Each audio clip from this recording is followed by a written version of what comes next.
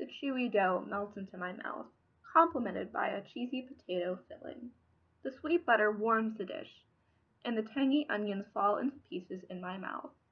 This delightful treat can be nothing more than my grandma's succulent pierogi recipe. My Polish grandmother took great pride in her cooking, producing food that never failed to impress our family and friends. When I was 14, my grandmother taught me her pierogi recipe as I cooked alongside her on a chilly fall day. The best part of her recipe was undoubtedly the dough. The dough was chewy, yet it melted in your mouth, setting it aside from other pierogi recipes. Admittedly, making the dough wasn't my favorite part of the recipe. The sticky dough often clung to my fingers, making my floury hands feel almost immobile. I looked on in awe as my grandmother smoothly molded her dough into her desired consistency. She would always remind me that a little flour wouldn't hurt, and reassuring me that I will soon enough learn the tricks of her trade. It'll come off. You work it in. If it does, I'll give you more flour. That's all it takes. Flour.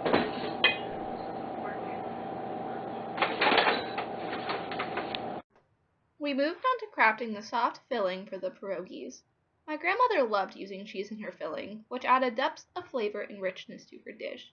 My grandmother watched somewhat nervously as I used a hand mixer to melt the cheese into the warm mashed potatoes. Once mixed, we formed the mixture into bite-sized spheres to stuff the pierogies. The filling was a bit sticky, but I didn't mind. After all, some of the best things have small inconveniences. The next step was to roll the dough thinly, but still leaving it sturdy enough to be stuffed with the rich, cheesy filling.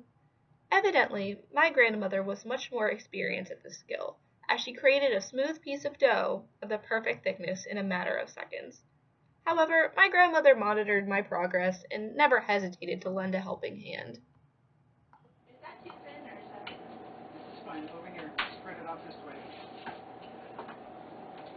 You can feel it. You can feel the difference with your hand if you run over it. I always thought that making pierogies was a special kind of cooking, because making a pierogi was like putting together a puzzle, carefully crafting all of the pieces together. Crafting the pierogi was undoubtedly my favorite part of the recipe. As Wolfgang Puck once said, cooking is like painting or writing a song. Just as there are only so many notes or colors, there are only so many flavors. It's how you combine them that sets you apart. Finally, the pierogies were done, and all of our hard work was finally ready to be enjoyed. I anxiously dropped the completed pierogies into a vat of boiling hot water. My grandmother stood alongside a pool of melted butter and sautéed onions as she patiently waited for the pierogies' arrival. The cooked pierogies floated to the surface of the water, symbolizing their completion. I did it! I had successfully cooked my very first batch of my grandma's famous pierogi recipe. However, I couldn't have made this delicious treat without the help of my grandma. My grandmother was humble and never passed up an opportunity to teach her recipe to others.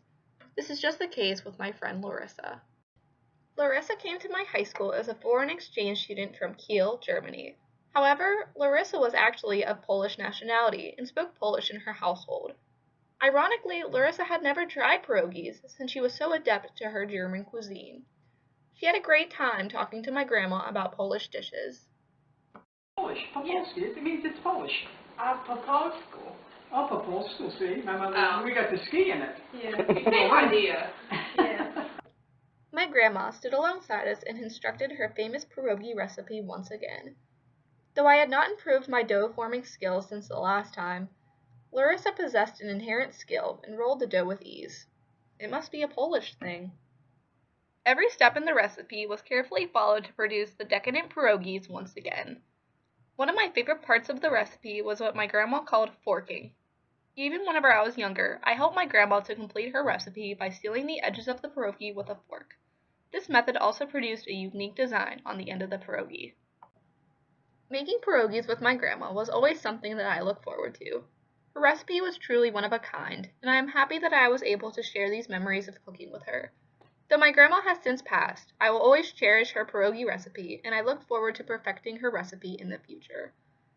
Alan Wolfelt once said, "Food is symbolic of love when words are inadequate."